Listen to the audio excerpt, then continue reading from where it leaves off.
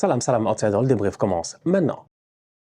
Le Real Madrid fait match nul aujourd'hui 3-3 face au Rayo Vallecano. La vérité, elle est simple, le Real Madrid ne sait pas gérer. Pourquoi? Parce que cette semaine, le Real Madrid va partir de l'autre côté de la terre pour aller jouer le International, je ne sais pas quoi, Champions Intercontinental Cup. Bref, vous-même, vous savez, cet été, il y aura une Coupe du Monde des clubs. Donc, du coup, on ne peut plus dire que le Real va jouer la Coupe du Monde des clubs. Le Real va jouer la Coupe Intercontinentale. Donc, bref, le Real, avant d'aller dans ce voyage-là pour aller jouer de l'autre côté de la terre, ils avaient l'opportunité de reprendre l'avantage en Liga, de prendre la tête de la Liga, de mettre un peu de pression sur le Barça. Aujourd'hui, ils jouent face au Rayo Vallecano. Le Rayo Vallecano, c'est Madrid, c'est un derby, c'est entre bandits, c'est dans le quartier. Quand le Real va jouer là-bas, c'est comme si le Real allait jouer un tout petit peu au stade municipal. Qu'on le veuille ou non, avec tout le respect que j'ai pour le Rayo quand même, tu le vois, juste derrière les buts, il y a des immeubles, il y a des buildings, il y a des frérots qui sont là-bas sur leur balcon. Donc du coup, on se dit, voilà, c'est un déplacement dans Madrid qui est pas le déplacement le plus facile pour le Real,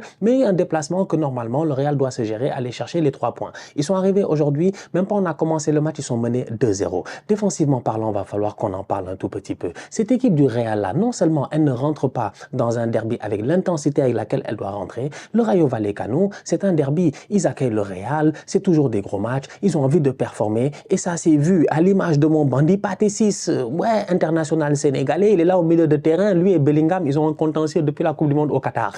Nous, on sait entre Galsen. Donc, du coup, tu vois l'intensité qu'essaie de mettre le Rayo Vallecano. Et automatiquement, ils sont récompensés. Un Fran Garcia sur le côté qui se fait prendre comme du n'importe quoi. C'est pour ça que je dis, parlons défensivement, calmement. Sur le côté gauche au Real, ils ont 2 options. Soit Fran Garcia, soit Ferland Mendy. Aucun des deux aujourd'hui, sincèrement. Et c'est sans être méchant, quoi. Aucun des deux aujourd'hui, j'ai l'impression, on a le niveau pour jouer au Real Madrid. Fran Garcia, c'est au Rayo, il était fort. On l'amène au Real, il se gère pas. T'as vu comment le boy, il a pris intérieur, extérieur comme du n'importe quoi, centre au deuxième poteau. Pour qui? Pour Lucas Vazquez. Lucas Vazquez, ça fait des années qu'il est là en train de dépanner de temps en temps. Ailier droit, latéral droit, machin et tout. Mais Lucas Vazquez, il est grand comme 3 pommes. Il n'est pas le joueur le plus, j'ai envie de dire, le plus aware, le plus attentif défensivement. T'as un Lucas Vazquez qui fait des erreurs. Un Lucas Vazquez qui ne suit pas forcément au marquage, qui se fait prendre 2 fois.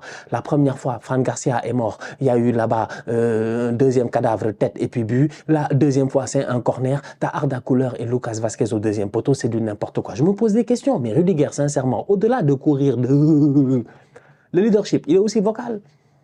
Quand tu vois dans la surface de réparation que les boys du Rayo Vallecano, ils font 1m90, 1m80 ou je sais pas quoi, et que tu vois qu'au marquage, tu as des Vazquez et des Arda Güler, et que tu sais que tu as déjà encaissé un but parce que Vazquez s'est fait prendre de la tête, comment tu peux accepter qu'au corner, ce soit le bordel comme ça?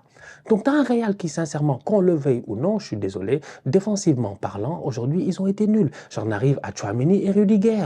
On l'a vu encore une fois en Ligue des Champions, même face à l'Atalanta. Ils encaissent trop de buts, ils font beaucoup trop d'erreurs, je comprends pas. Concentrez-vous, regardez-vous, parlez-vous. Combien de fois on a vu cette saison un joueur quitter le milieu de terrain, venir plonger comme le but du 3-2 du Rayo? Combien de fois on a vu ça cette saison? Il n'y a même pas quelques semaines, j'en parlais.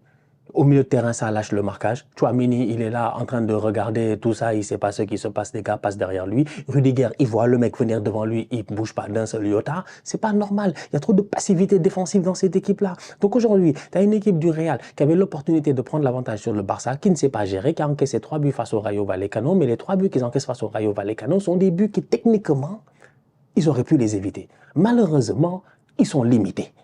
Franchement, défensivement, ils sont trop limités. Il y a trop de joueurs qui sont under the level dans cette équipe-là. Et ça, il ne faut pas avoir peur de le dire. On parle là du Real Madrid. Aujourd'hui, c'est parce que Thibaut Courtois s'est géré dans les buts. Il a été exceptionnel et tout. Il a réussi quand même, je pense, sur certains arrêts, même en fin de match, à permettre au Real quand même de s'en sortir. Mais ils perdent le match 4-3 sur un malentendu. Il n'y a pas forcément un scandale. Parce qu'aujourd'hui, ils n'ont pas été excellents. Mais ce qui fait la différence, c'est qu'ils ont des joueurs excellents.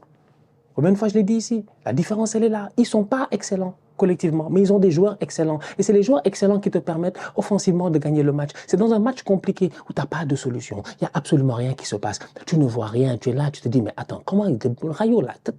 Tu cherches des solutions, tu n'en trouves pas. Fede Valverde vient t'en trouver une.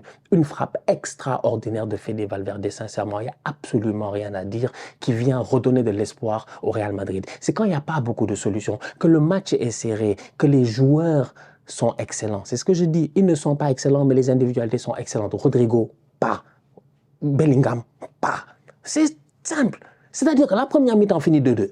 On est tous vivants, on est présents. Mais dans quel monde la première mi-temps finit 2-2? Quiconque est honnête ici ne doit jamais finir 2-2. Mais le Real, c'est le Real. C'est le Real. De temps en temps, ils activent le mode Ligue des Champions le samedi. Juste comme ça pour la frime. Et c'est ce qu'ils ont fait aujourd'hui. Ils encaissent 2 buts, ils reviennent avant la mi-temps. En même pas quoi, 5 minutes, même pas 45e, 56e. Non, 39e, 45e. Taf, taf. Rodrigo revient, il marque le 3-2. C'est pour dire en fait. Donc c'est une équipe qui est capable du meilleur. Pourquoi? Parce que les joueurs sont forts individuellement. Ça m'amène à mon troisième point. Kylian Mbappé n'est pas là aujourd'hui. Il n'y a pas de problème. Il est blessé. On attend qu'il revienne. Bonne chance. Bon, voilà. Donc le Kicks n'étant pas là, qu'est-ce qu'il joue devant? C'est quoi cette animation de jeu? Il n'y a pas de neuf. Donc tu es obligé de jouer Rodrigo, Bellingham. C'est bordélique. Tu comprends pas. Brahim Diaz fait pas un super match. Arda Güler sur l'autre côté, il s'en sort bien, tant mieux. Mais tu regardes ce Real-là jouer et tu te dis, mais attends. Et je l'ai posé la dernière fois la question en disant que Bellingham, que Vinicius va être de retour de blessure, il va retrouver son côté gauche. Mais on oublie aussi que Rodrigo doit jouer à gauche. Aujourd'hui, les 2 buts, c'est gauche. C'est Rodrigo S. Il est là, frappe, pied gauche, côté gauche, centre, côté gauche. Tout c'est Rodrigo aujourd'hui. Dans tout ce qu'il fait. Et Rodrigo est meilleur à gauche. Et ça, c'est pas aujourd'hui qu'on l'a appris, on le sait. Depuis la saison passée. Donc en fait, moi, je comprends pas ce Real-là. Je suis désolé, oui, c'est une belle équipe. Ça gagne 3-3, champion, un titre, la Liga, Champions League, Inch'Allah, Time, Zinedine Zidane, Cristiano Ronaldo, ce que vous voulez, il n'y a pas de problème. Mais la vérité du terrain, elle est autre. Ils ont combien d'ailiers gauche? Mbappé a dit, je joue mieux à gauche. Vini joue à gauche. Rodrigo joue à gauche. Aujourd'hui, il y a un déséquilibre tactique offensivement au niveau du Real. Donc du coup, ça prend du temps pour trouver de la cohérence tactique. Donc comme je dis, c'est une équipe, c'est l'individualité qui leur permet de temps en temps de s'en sortir. Parce que collectivement, jusqu'à présent, je n'ai pas vu un football fluide qui me fait dire que non, les gars là, chacun comprend son rôle. Non, ils sont en train de chercher leur rôle. Et Ancelotti, j'ai l'impression qu'il ne veut pas prendre beaucoup de risques. Parce qu'il n'y a personne à droite. À part Arda Güler, cette saison, j'ai l'impression qu'il n'y a aucun boy qui a été pertinent à droite. Peut-être de temps en temps Brahim Diaz. Mais sinon, il n'y a pas un boy qui a été pertinent à droite. Rodrigo, s'il n'est pas blessé, il joue à gauche. Vinicius, s'il n'est pas blessé, il joue à gauche ou au centre. Mbappé, il joue à gauche ou au centre. Si les trois, ils jouent tous les trois à gauche. On a tout vu cette saison. Donc aujourd'hui, je regarde le match et je me pose certaines questions sur le match de Rodrigo qui est très très bon. Mais encore une fois, sur la cohérence tactique, quand Mbappé va revenir, quand Vinicius va être là, quand tout le monde va être là en fait, est-ce que tu peux réellement avoir une ligne offensive qui est pertinente de droite à gauche? Parce que pour le moment, ça ne joue qu'à gauche. Voilà. Jamais dit autant le mot gauche de ma vie. C'est incroyable. Donc, bref, donc, du coup, c'est ça. Donc, ouais, voilà. Donc, le Real a gagné aujourd'hui. Ils n'ont pas gagné, excusez-moi, ils ont fait match nul 3-3. Un bon match de la part du Rayo Vallecano qui va chercher un très bon point.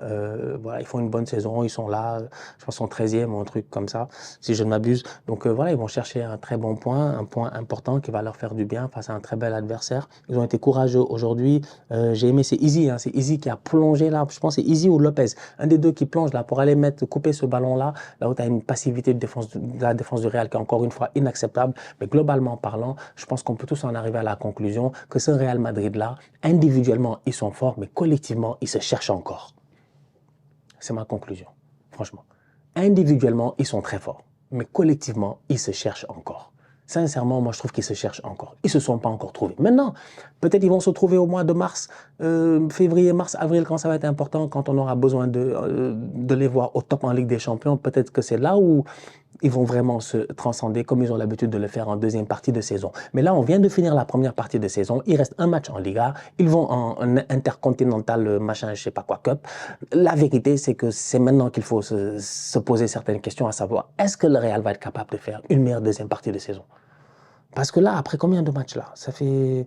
On n'a même pas encore joué. Ouais, 17 matchs là, presque la moitié. Après 17 matchs, après 17 matchs, quand même, ils peuvent mieux faire. Et ils ne sont pas lâchés, c'est ça qui est incroyable. Ils sont toujours dans la course. Ils sont même encore plus que jamais dans la course. Et attention à l'Atlético Madrid qui peut normalement reprendre qui va reprendre la deuxième place s'ils gagnent leur match, je pense, face à Getafe. Si l'Atlético gagne face à Getafe, ils vont reprendre leur deuxième place. Et donc le Real va finir troisième.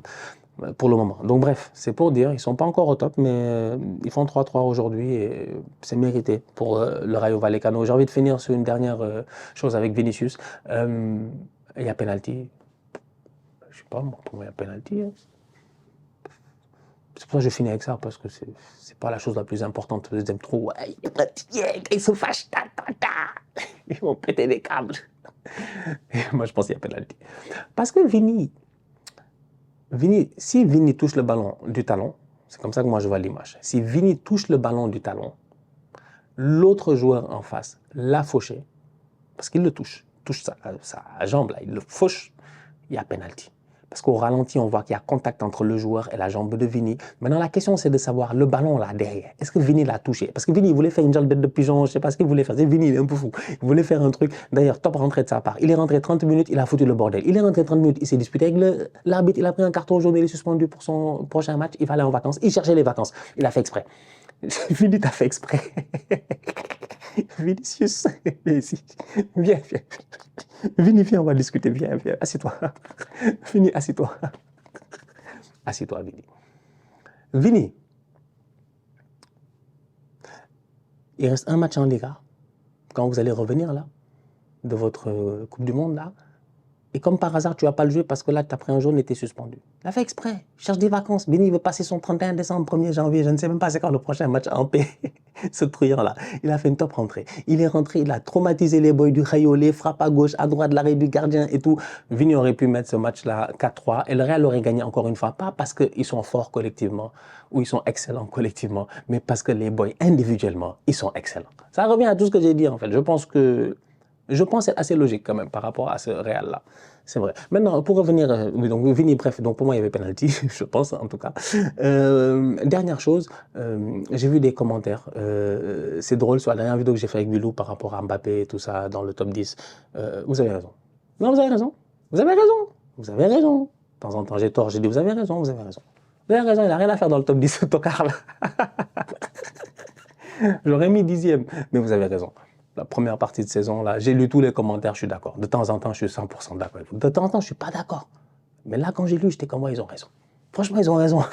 Vire-le, mets les Lewandowski. On ne peut pas mettre tous les joueurs du Barça non plus. Hein. Franchement, les fans du Barça, j'y arrive. On ne peut pas mettre tous les joueurs du Barça. On peut mettre les Lewandowski, les Pedri, on ne peut pas mettre tout le monde. Mais on peut mettre quelqu'un d'autre. Donc, bref. En tout cas, voilà. Bref, là où vous êtes, la paix sur vous, la famille. Bon. On se capte très bientôt pour une nouvelle vidéo. D'ici là, continuez à liker, on continue à partager, on s'abonne. On est ensemble, on reste en santé, c'est toujours le plus important. Tout ça,